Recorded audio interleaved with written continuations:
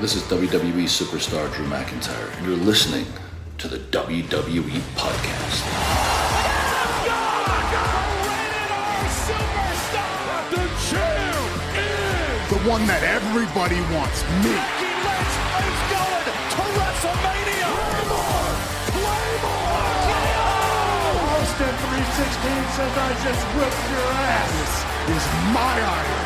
You're going to acknowledge me. What's going on, everybody? Hope you're all doing well. I am back in the saddle here on this 10th day of February 2025 as we go deeper into the Elimination Chamber season. WrestleMania right around the corner. I say that, and it's really like, 9-10 weeks, but it'll come faster than we think, and a lot to talk about as we roll on here and get going on this, get restarted, I should say. I mean, this is my first show since I came back from my vacation in Mexico, which was, I'm sure you all are very concerned and very interested. So I'll spend most of the time talking about every detail and play-by-play of every single thing I did, because I'm sure all of you are really tuning in to hear that. But no, I will just say it was a lot of fun. I go from 85 degrees to 20 degrees and a ton of snow. So, yeah, coming back from vacation is always just kind of... The day before is actually, I think, worse than the day of, because you're just so depressed. You know what's coming. However, I hope if you guys are taking vacations, you travel safe. And, you know, as winter really sets in here, it'd be a good time to take one. I'd highly recommend. But, alrighty, well, let's get into it here, as it was a mailbag show. I didn't have a lot of time, as you know, to record anything original. This is all thanks to my staff, who do such a great job. Our team does just a really great job of on time every week, and I appreciate it. And I even give a bonus After Dark show that if any of you haven't heard, I'd highly recommend you do. We got an excellent host over there, and he does a great job. He is an exclusive show to Patreon for the NXT Plus level and above, if you want to check him out. And we also posted our SmackDown review with Amanda from the UK. She does an awesome job as well, covering SmackDown every single week, and highly recommend that you check her review out as well. But let's get to it. Let's get to our mailbag, and there may not be a ton here, but we'll get through the ones that we do have. And we've got, let's start out the right way here. DJ Kuzmo, let's see what you got, buddy. All I got to say, I have to say this. Matt, I told you so, not to brag, but just to reflect on main event Jey Uso finally winning the Rumble. I remember days to leading into the Rumble, I was debating in my mind as to who would win or should win. At first, I thought it would be John Cena. Then I thought it would be Roman. And lastly, I thought it would be Drew McIntyre. And then it hit me. What about main event Jey Uso? The Yeet movement and the countless of times he's getting in title opportunities and failing, just to finally get this big moment of winning the 2025 Royal Rumble. I think it's a good setup for his title rematch at WrestleMania against Gunther. But then another question arises. Where does John Cena fit in with this picture? Does he really need one more championship run? Does he need to win the Elimination Chamber? Does he really need one more main event spot? Or does he do what's best for business and put someone over? Okay, I'll pause there. Number one, yeah, you were totally right, DJ. Number two, as I'm thinking of it, this is not my normal microphone. So I don't have my normal studio yet. I'll be back sounding normal shortly. But no, you're absolutely right, DJ. I was wrong. I did not see Jey Uso winning because we had just seen him lose again to Gunther. So having a match we've already seen be a match for WrestleMania did not seem too exciting for, at least in my mind. Not to say Jey Uso hasn't been on the rise, not to say Gunther hasn't done a good job. It just didn't seem like that's what they were leading to, but it right now does seem like the destination. Although there's talk, too, of having him challenge the TNA World Champion, your boy. Say his name and he shall appear. So does Jey Uso actually challenge your guy, Joe Hendry? We'll see. I don't know if they'd make it, him do something like that, but you were totally right. The Yeet movement has been certainly on the rise, but John Cena, and here's the one thing I'll say about it. You know, John Cena has taken the approach thus far to his retirement tour the way I don't want him to take it. Meaning, if you're going to take a full year to say goodbye, well, then make it about a little bit about you. I mean, if it was a one-off, one match, sure, John Cena is going to put over whoever's in front of him because that's quote unquote what's right for business. But John has done that essentially the last 8 years since he's stopped being a full-time competitor. Every time he's come back, his record is horrible. So he's been doing that. So for him to announce ahead of time, hey, I'm going to be back for a full year, sure, it's going to be part-time. But then fine, I don't want to see you lose every single damn match and put everyone over. Like, no, that's not what we signed up for as fans. I understand that that's right for business, but that's not what a lot of fans want, right? So isn't what the fans want sometimes what's best for business and what's right for business? They can be the same thing. I understand internally, it's good for the boys, it's good for long term. Well, we've seen John Cena lose to up-and-coming guys, rookies, on big spots, including WrestleMania. Just look at no further than Austin Theory, and have it do absolutely nothing for them. It has done nothing for Austin Theory. So it's not an automatic that just because you are doing what's right for business and putting guys over, that it's going to be what's actually right for business and what's actually right for the guys. Sometimes it's about just winning, but having a great match with whoever that opponent is. You can still put a guy over doing it that way and have the fans be happy by having you actually win instead of just coming back to have a 1-year losing streak. I don't like this version of John Cena, who also is not taking himself very seriously. He's being very tongue-in-cheek. His emotions in the Royal Rumble did not seem authentic. It was very just kind of self-aware that what I'm doing is just, it's entertainment. This version of John Cena is just, it's the opposite of the version I wanted. When we think of John Cena, we think of a guy that was committed, at least on a full-time basis. Okay, we're not going to get that given his age and injury potential, all that. And I'm fine with that. But when he's there, I want him to actually be John Cena, not like The Rock playing, like Dwayne Johnson playing The Rock. I don't want John Cena playing his character on TV, being self-aware that he's a character on TV. Like, be that guy. And I think that is what's really just so far, again, we're only a month in, really annoyed me about the John Cena run thus far. So month 1 of 12, I'd give it a big F for John Cena. I would. It's been massively disappointing, at least from my perspective, right? So obviously you guys have, I'm sure many of you are just on the opposite end of this, and that's fine. All right. So Jacob Fatu was incredible in his first Rumble with 4 eliminations. This to me was just another boost for Jacob to have a singles run or maybe even win the 2026 Royal Rumble. But I was ticked off that Braun Strowman eliminated him. Penta lasted over 42 minutes in its first Rumble and having a really good one-on-one match with Rey to start it. I just hope Penta doesn't join the LWO. In my opinion, Penta's good potentially to be a great single star in the WWE in the next 3 to 5 years. I think Jacob Fatu is more memorable than anything in that entire matchup. Anything.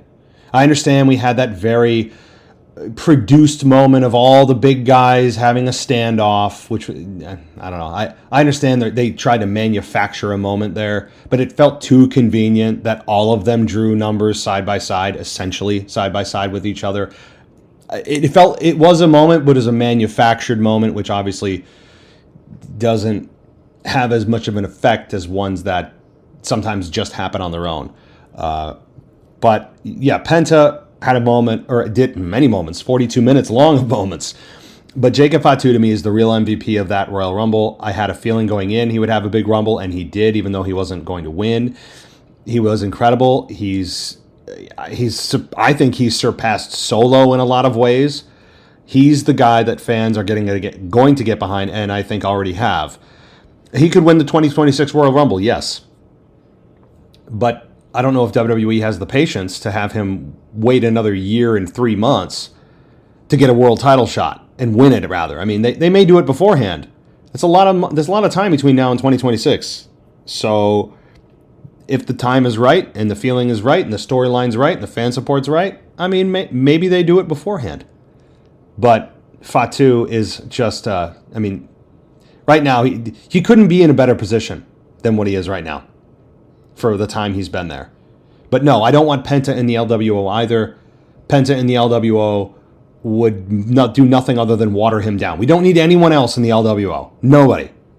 We need no one in the LWO. LWO is kind of run its course. I'll just say that. No, no one's there with LWO signs.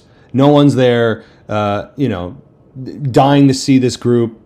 It's run its course. That's all. So Penta is a single star. Keep him the hell away from being lumped in with all the other ones that they don't know what to do with, so they just keep them in a group.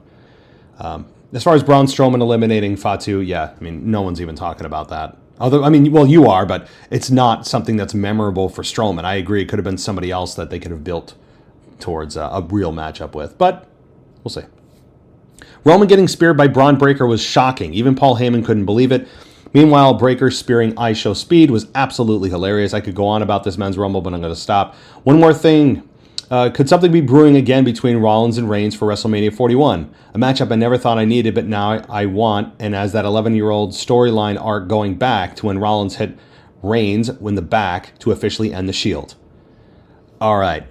So, we'll get to that Joe Hendry report in a moment, but the spear on Roman, that was great. See, that's how you win even though you lose, right? Obviously, Breaker did not win. He had a moment, though, by spearing Reigns. A moment we didn't know we wanted, but we got. That was great. Great for Braun Breaker, who I would argue maybe had the second biggest Rumble of anybody. More than Punk, more than Rollins, arguably, of course. But, WrestleMania 41, Rollins-Reigns. I want Rollins-Reigns. I know people want Punk in there, too. I don't want Punk in there. This is a storyline with Rollins and Reigns. It reminds me very much of Ronda Rousey and Becky Lynch on a collision course for WrestleMania 35. And everything was going well. And all of a sudden we have this third element get shoved in there of Charlotte Flair. And I still think that was a horrible decision. We'll get to Charlotte Flair a little bit later. But Rollins-Reigns is the story. It's unfinished business. Rollins and Punk have had their program, right? At least for now. Reigns and Punk haven't, but these three men, when you put them together, isn't as fun of a story as when you put them separately together, because you can get more out of singles programs than you can throwing all three of them into one. Because there's more to tell when it's one-on-one. It's more focused than just a lump of guys. So I hope it's Rollins-Reigns and not Punk in there. So the question becomes, okay, well, what do you do with Punk? You could have, I don't think they'd do it, but you could have Punk and Rock. I'm not even going to mention The Rock. I promised I wouldn't.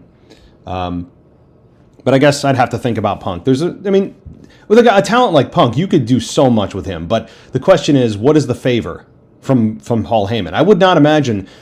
Whatever favor this is from Heyman is hopefully not something that Punk could just do on his own. Meaning, if the favor is to put himself in this three-way between Rollins and Reigns, well, what did he need Paul Heyman to do that for? He could have just attacked one of them. The GM would have done the the obvious decision to put these three together. So let's just hope that's not the favor. We'll see. All right, so DJ, we'll get to that voicemail a little bit later. Let's talk to another patron. And Tom. So, I'm not sure if it's me, but it seems like there's been a lot of pivots by WWE lately. Ever since The Rock showed up at Bad Blood, we've had Punk strangely be a part of the OG Bloodline.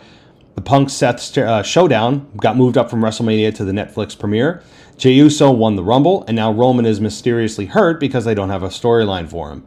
And that has me thinking about how much did The Rock, Randy, Brock, and even Bronson Reed not being a part of the Rumble and probably WrestleMania shift all the stories around. I have thought all along that Randy would face Cody, Rock face Roman, Brock face Gunther, and Seth face Punk at WrestleMania, and now none of these are probably happening. Jey Uso winning the Rumble was probably something that was not even thought of as an idea until the last couple weeks. I just feel like WWE doesn't show or doesn't know which direction creative-wise to go with some of these absences. You know, that's a great point, because out of all of these matches that we thought were going to happen or could happen, Rock, Roman, Brock, Gunther, Seth, Punk, Randy, Cody. I would say Brock and Gunther's out because Brock is continuing to be more and more involved in the legal issues surrounding Vince McMahon. Rock doesn't seem to be involved from now to WrestleMania, so I would imagine he's out. Seth and Punk has already happened. And you have Randy and Cody, which I actually think out of all of these is still the most possible. Now, Randy Orton could face KO at WrestleMania, given that when Randy comes back, he should target Kevin Owens because he's the reason that he's out with the package pile driver. So I think that is still possible, although now it looks like they're building to KO versus Sammy. So that is probably the most likely out of all these matches that were on the table heading into WrestleMania. Okay, also, they're already playing Jey's the big underdog angle against Gunther. Didn't we already do this last year with Sammy and Gunther? So Gunther dominates everyone all year, but then come WrestleMania, he loses in a big underdog story. And yes, sadly, I think they'll have Jey beat Gunther. In fact, I think there's a chance the women's and men's heavyweight champions coming out of Mania could all be babyfaces, which is the way everything has been booked lately. Excuse me. So yeah, I think that the idea that babyfaces always have to overcome at WrestleMania should be something that is not a hard and fast rule. It's more often than not the case because WrestleMania is a great destination for the babyface to overcome the evil, dastardly champion that has traditionally been a place. And I don't think that should change necessarily, just not across the board and make the decision just because it's WrestleMania. In fact, I would argue WrestleMania for a heel to win and retain would be more shocking than have the babyface overcome predictably. So, do I think that Jey Uso is going to win at WrestleMania? Probably. Would I do it? No. Because, as I mentioned in an earlier show, Gunther is a guy that still needs to continue his journey as well. He's not this legacy champion that's held it forever, or he's some kind of legacy star that's came in, held the championship for 6 months just to drop it to somebody to get them over for WrestleMania. Gunther is in a very similar position, and having Jey as the underdog, I'm not buying it either because he nearly beat Gunther. The last time they met, Gunther was scared of Damian Priest in his previous program, which was ridiculous. So I don't think that Jey as an underdog is going to be something that is really believable, at least in my mind. But that's the story they're going to go with, if they go with Gunther and Jey, and I think they will. Thank you, Tom. Let's go next to... Let's go to Sam. And he says, I don't know why people aren't talking about the potential of Roman versus Gunther. Roman wins the Rumble, challenges Gunther, wins the world title, and is instantly more important. So you sent this prior to the Royal Rumble, so I'm not going to hammer you on the outcome because you didn't know at the time.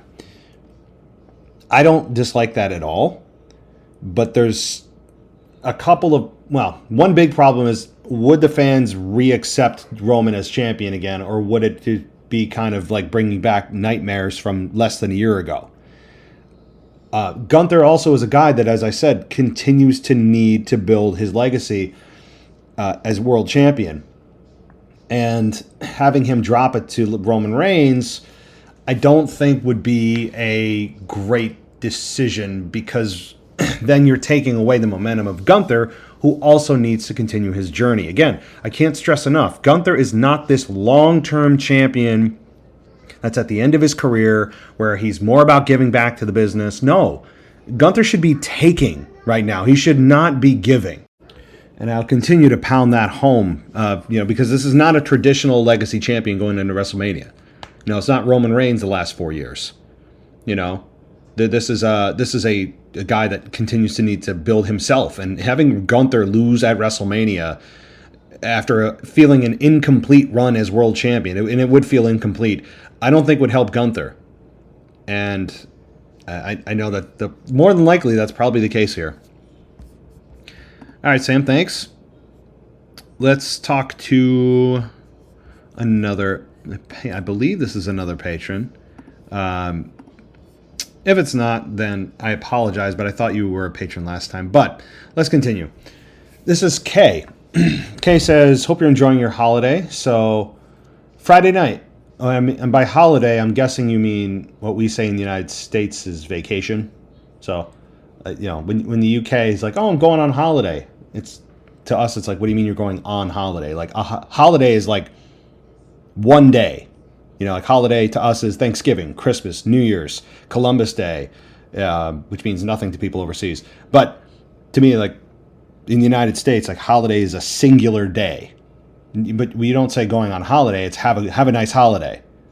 Where holiday is a synonym for, in the UK, of vacation. I guess that's... Or maybe it's not just the UK. I know in Australia they say it. So anyway, cultural differences. So Friday night was okay, built up to Saturday. Royal Rumble. I was working a comedy show, so I did not see it at all. Women's match, as expected. I don't hate Charlotte Flair. I think it adds life. AB back is great. Lots of shenanigans, and I like that. Tag team. Both teams are technically good, but have the charisma of earthworms.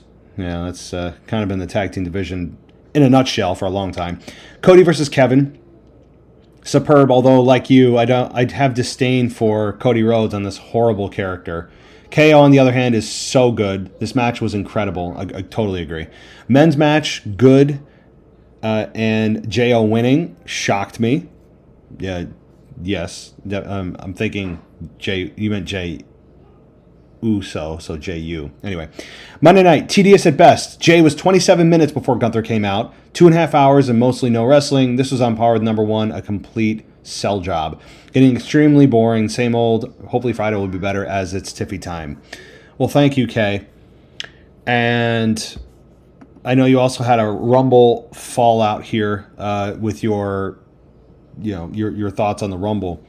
So I'll abbreviate it a little bit, but this one, you said you have to get off your chest. As much as I appreciate the shock factor of that finale, when the dust settled, I really think it's an absolute terrible decision to make Jay the Rumble winner. It's obvious that he's over with the fans, but that does not make him the main event quality and worthy of carrying a world title. No.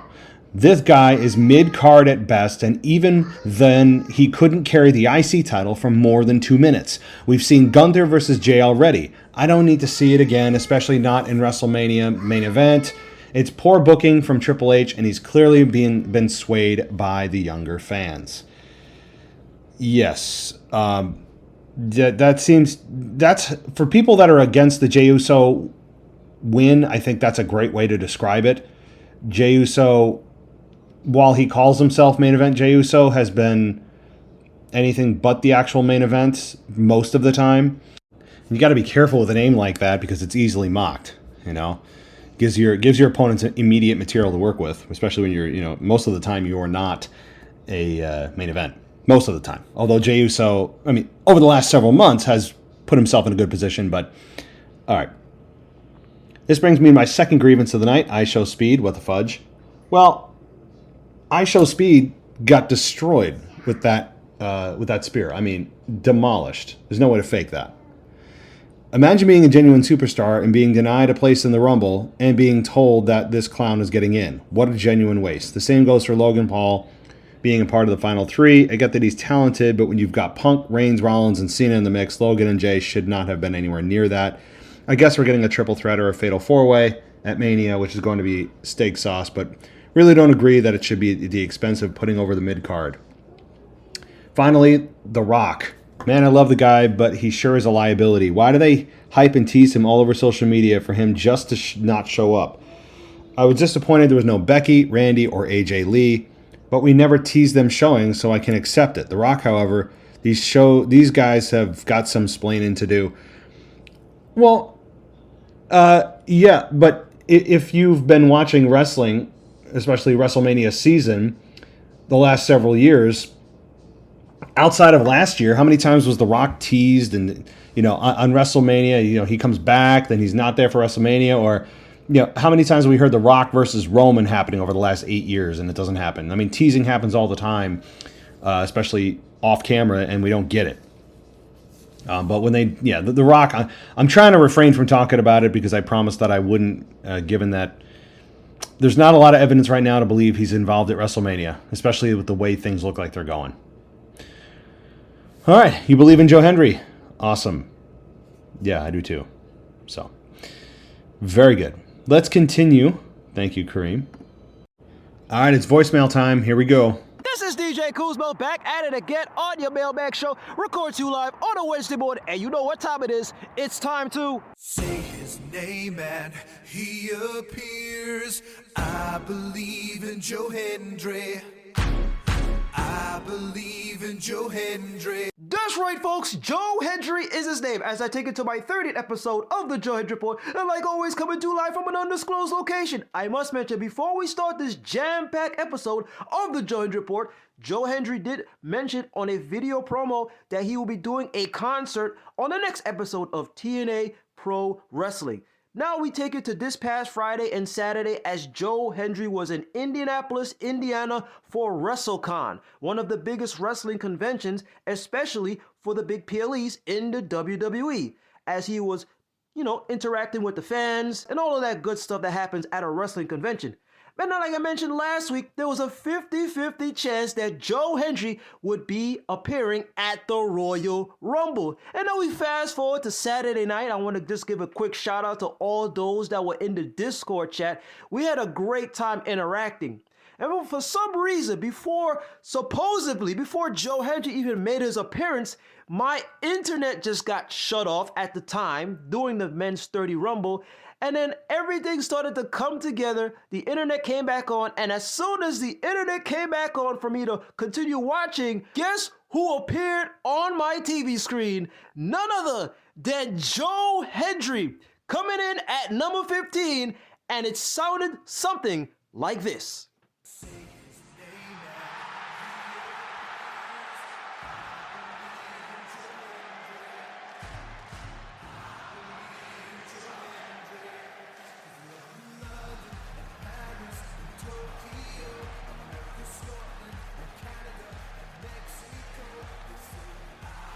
The TNA champion is here, Joe Hendry, in his first Royal Rumble match.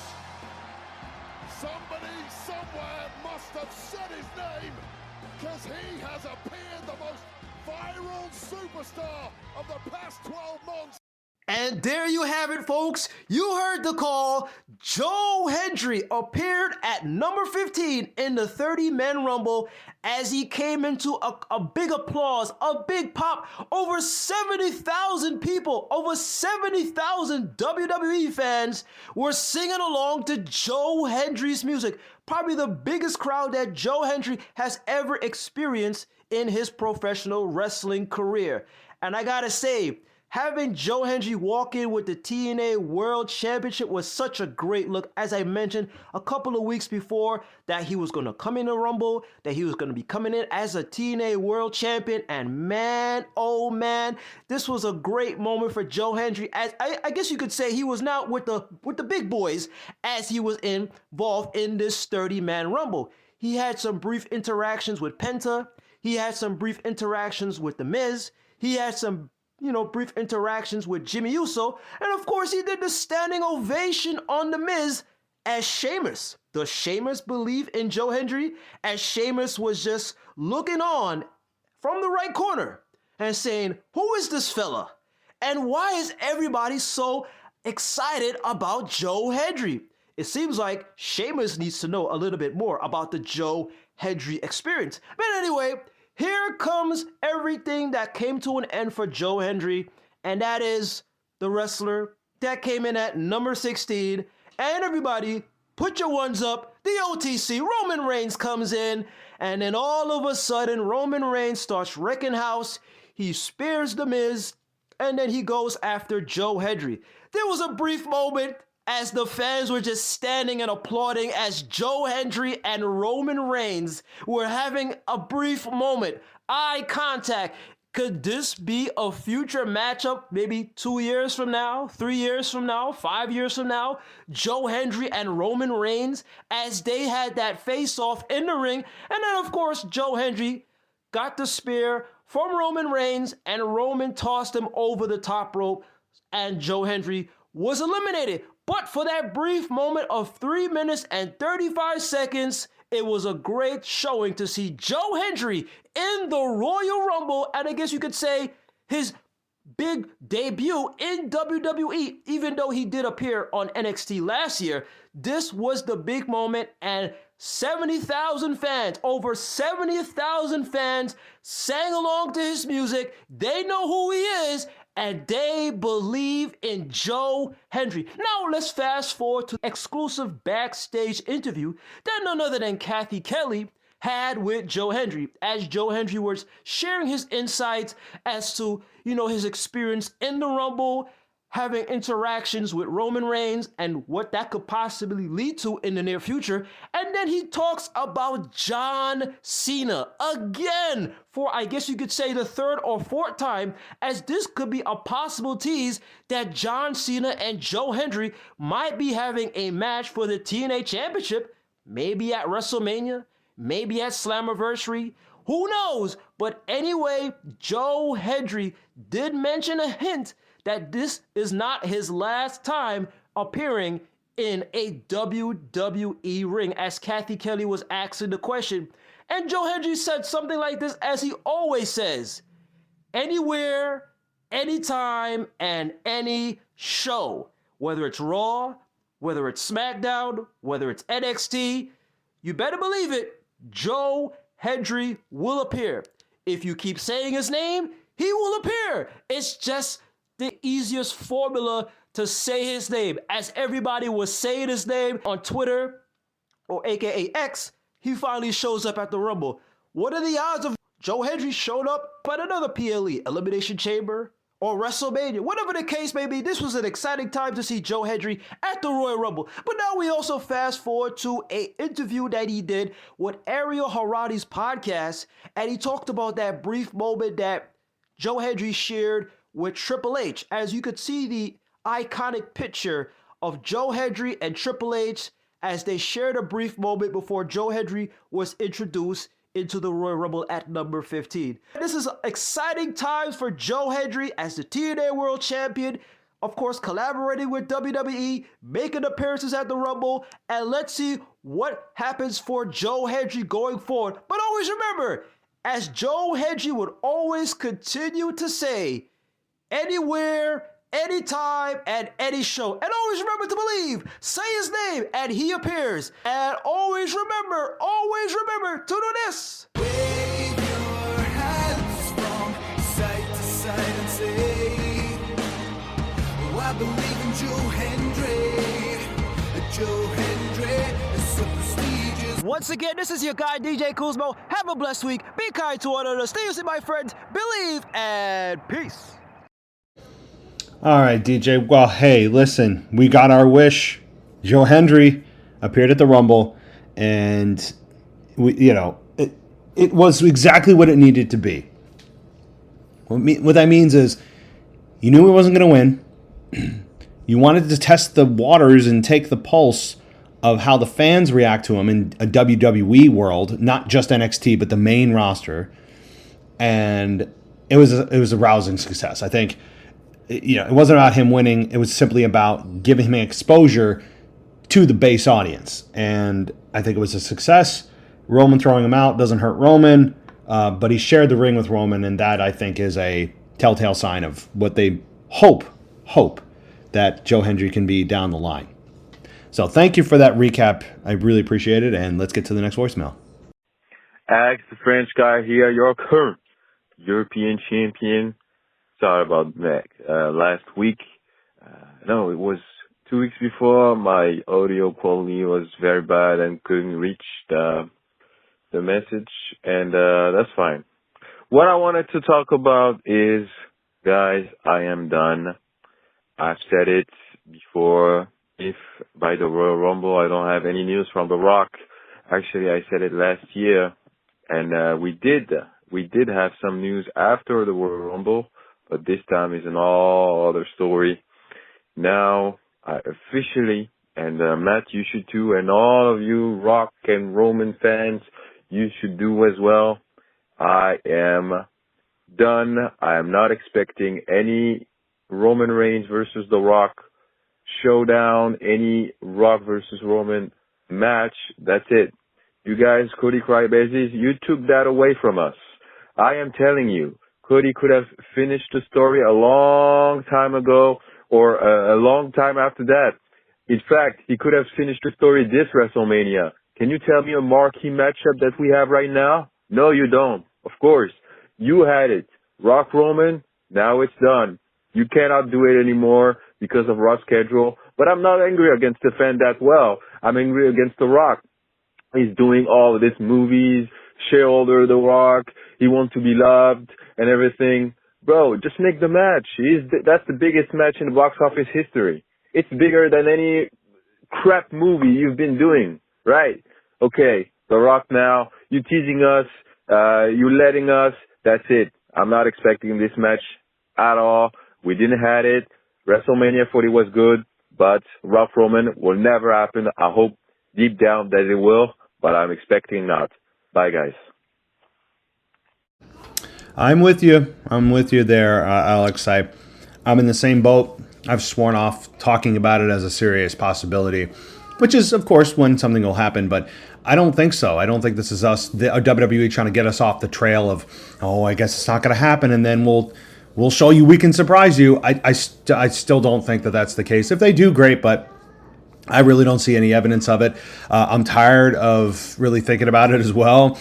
I'm tired of the teases with The Rock coming back at Bad Blood, but then there's no follow through, or The Rock schedule again. If I hear one more thing about The Rock schedule, I just can't at this point, because it's just the constant cycle every year of, well, The Rock schedule, although the fans are the ones to blame for last year. That you can't really put that one on The Rock. You got to put that one on the fans. The fans, the Cody supporters. I won't call them crybabies. I'll just call them the Cody supporters. Are the ones who changed the entire trajectory of that match happening, and now we ultimately, at the end of the day, may find that the Cody supporters, the Cody fans, are the ones who created a situation where we never ever get to see that match. I mean, I don't even know when it's going to happen anymore. It is frustrating if because there was a large segment of fans that do find this match interesting, and still it can be.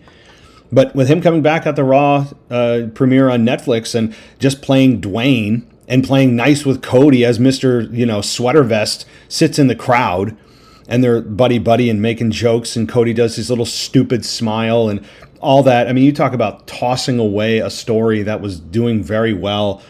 Hey, listen. If it happens, great, but I'm with you on that. I don't think it is, at least not this year. How many times have we said that? All right, Alex, thank you so much. Let's go to, I think this is Kyle from Baltimore.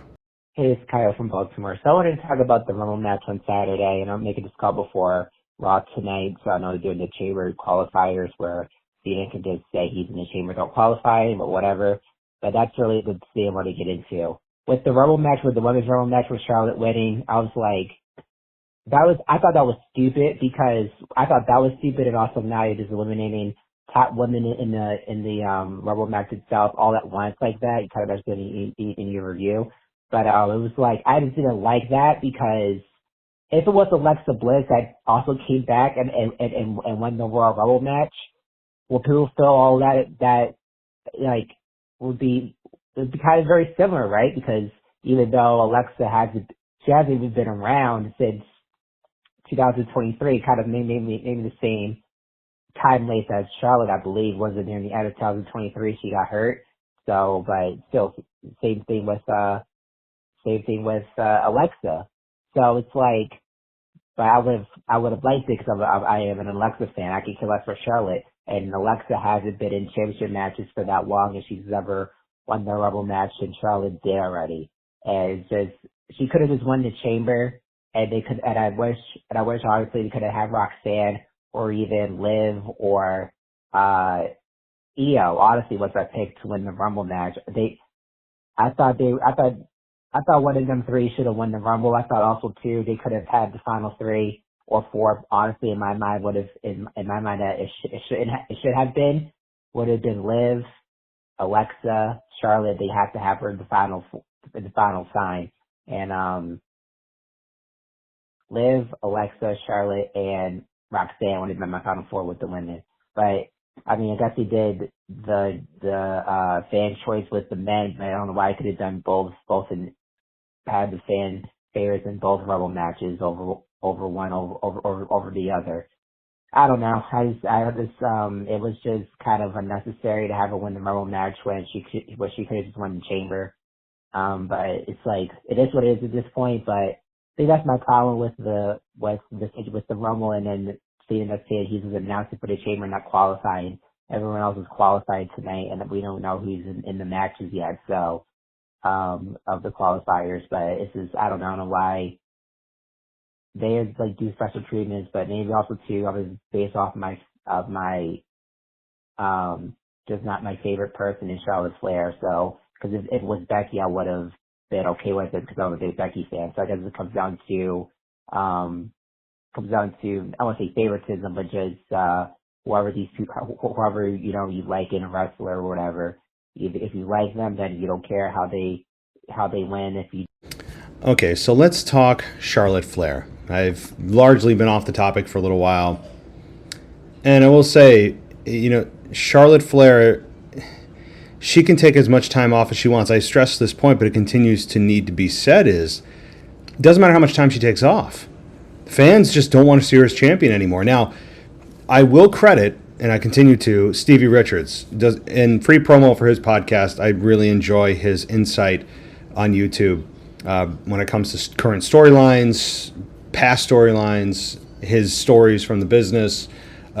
He seems like a genuinely good guy. But he brought up the fact that if they really wanted Charlotte Flair to be a babyface, what they should have done is show her journey back, show her struggle, do some vignettes that show her surgery, show her being real in post-surgery interviews and what it means to come back and the struggle of coming back, and even maybe bring up her divorce. Get real. Hell, you want to get real? Real?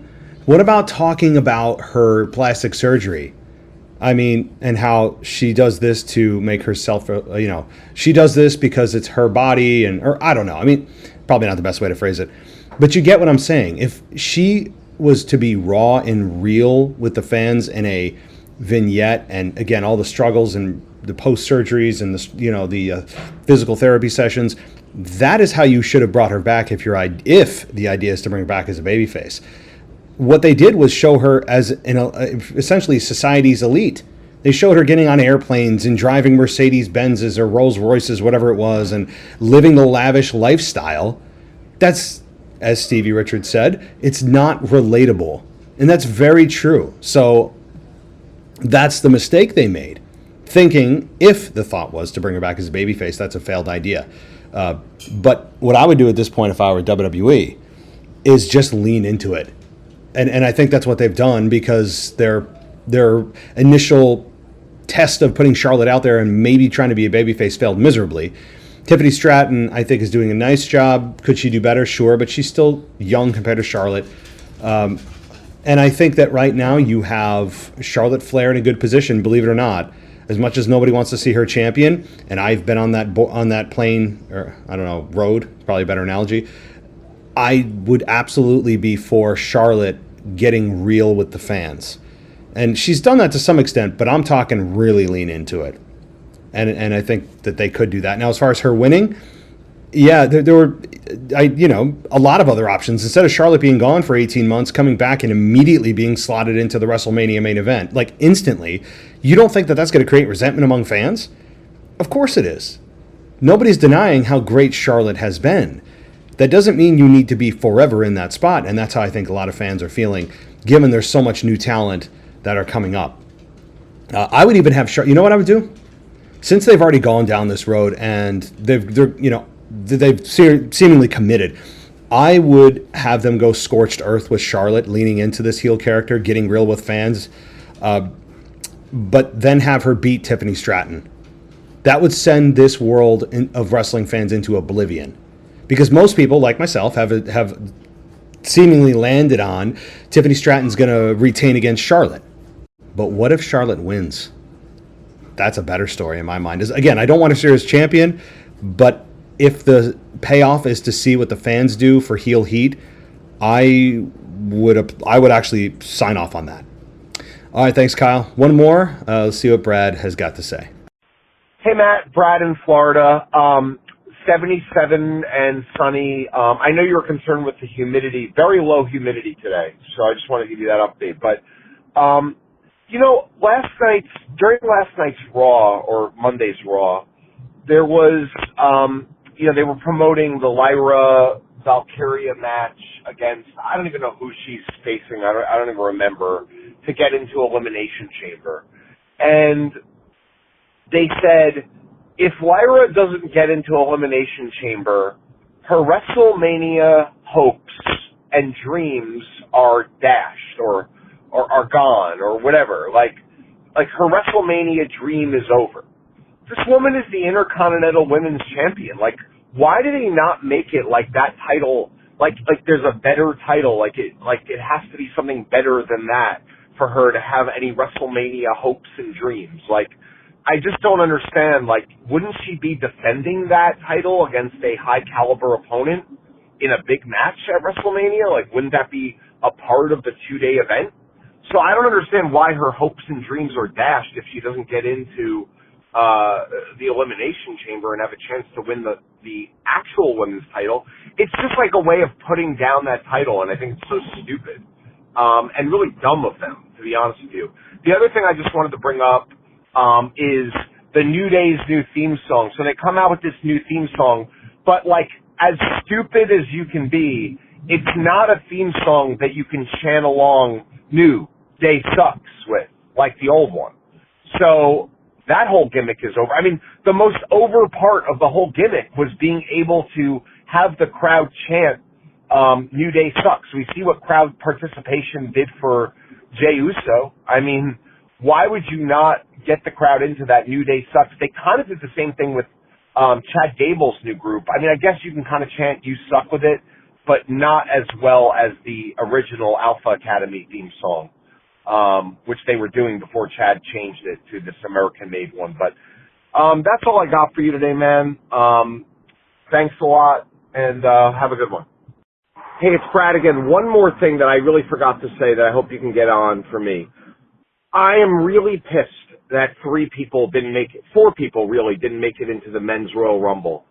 Of course, humorless Triple H can't give R-Truth a spot in the Royal Rumble. Let him come in with a ladder, everyone clears out, and he thinks he's coming in for the 30-man ladder match, you know? You can't do that at number 8 or 9 or 10. I understand not wanting to do it where it got serious at entrant number 19 or 20 or whatever. But you can't give us a little levity, Triple H, like what? It takes away from the sports feel of the product. We can't have R-Truth doing something goofy in the Royal Rumble. Everyone would have loved it. I'm also pissed that Austin Theory and Grayson Waller didn't get into the Royal Rumble. They're not important enough to be one of 30 people in that Royal Rumble. Come on. And then the last one is Trick Williams. I mean, if there was anyone from NXT, I would have loved to have seen him come in at number 6 or 7 or whatever, had a face-off with Carmelo Hayes, something like that. I would have loved to have seen Trick Williams got in that Rumble, but especially R-Truth. You couldn't give us a little bit of comic relief at all, Triple H, right? Because it takes away from the seriousness of your Royal Rumble. It is really a joke. Honestly, man, I'm sick of his humorless antics. All right, take care, Matt. Well, thank you, Brad, and I appreciate the humidity update. I was concerned throughout the week, that you were. It's just too much humidity, and maybe you weren't doing well. So I'm glad that you are feeling good. Your well-being is intact. I should have given you my weather report when I was in Cancun. That's the only time I would have been able to one-up you. But now it's 25 degrees, and we're getting snowstorm after snowstorm up here. But anyway, I digress. So some good points as always, Brad. The idea that Lyra Valkyria our Intercontinental Champion, our inaugural Women's Intercontinental Champion. The idea that the announcers are trying to placate to us is that, yeah, her hopes and dreams for WrestleMania are dashed if she doesn't get in. Well, first of all, why is that up to you? Meaning the announcers. Who's for you to say that she can't have another path? Is this her only path? She's the Intercontinental Champion. This is essentially a backup plan for her. But I think in their defense, the idea is to make this as important as possible. Now, they're doing it at the sacrifice of belittling the Intercontinental Championship, of which the lineage is extremely short. But if they're trying to create a new belt that people are supposed to care about, then yeah, it's a bit of a double-edged sword there. So I see both sides. Ultimately, they probably should have phrased it differently. They could have said her path to WrestleMania is uncertain. Like that, I think, would have been a better way to phrase it for them. The idea that R-Truth is and was not in the Rumble, I agree. Instead, we get a YouTube star. We get a YouTube star in place of what R-Truth could have been. Not that I want to see him get speared by anybody. R-Truth is just as we always say, a national treasure, but he truly is. He's the definition of a national treasure. Instead, we get iSpeed. That's ridiculous. Grayson Waller and Austin Theory. I'll get it right. That is ridiculous as well. Now, if you remember, Austin Theory beat John Cena a couple years ago, and that was supposed to be his big launching moment, his big springboard into the stratosphere of his career, and it has done nothing but hurt him. Now, that win necessarily didn't hurt him, but the follow-up was poor, and they did nothing with him since. So, but still, they're a tag team that have some brand value. People know who they are. They're not, they're not names that if you're outside of wrestling, you probably don't know them, but they still deserve the spot in the Rumble, as well as Trick Williams. You want some good NXT representation? I would totally agree. Trick Williams should have been in the Rumble as well. So can't disagree with you, as always, Brad. Maybe next week I'll disagree with you just to make it more interesting, even if I don't want to. But I appreciate it, and I have forwarded also your compliments on to our After Dark host, Luis, who is just awesome. And I'd encourage everybody to go check out our After Dark show. He's better than I am. I'm not ashamed to say it. He sounds better. He's better spoken. He's just got a perfect radio voice. And go check it out. He's just does a great job every single week on our After Dark show, exclusive to Patreon members on the NXT Plus and above. So, all right, everybody. So thank you to Brad. Thank you to all of our callers, our usuals. You guys make this show go round, and I appreciate it. So that'll be it for me. I know I didn't talk about a lot of the stuff this week because of my travels, but now that it's Monday and Monday Night Raw is only about 4 hours away from as I record this, it's kind of a moot point. But I know there's a lot on SmackDown that was said with LA Knight and Drew McIntyre claiming he's going after the title, and then LA Knight also claiming he's telling men that it's okay to cry and all this stuff. So lots of stuff I could have commented on, but if they come up later, they come up later. Otherwise, I'm just going to reset for this week, given that Raw is tonight. So consider going on Patreon, getting an ad-free experience, guys, or Apple Podcasts or Spotify. They all offer those episodes without the ads. And that'll do it for me. I apologize for the audio being a little bit less quality. I'm on my MacBook right now, not in my regular studio, but that'll change for my Raw review. And I'll talk to you guys tomorrow night. Take care. Thanks for listening to the WWE Podcast. Don't forget to subscribe on your favorite podcast app so you don't miss a show, or head to WWEpodcast.com.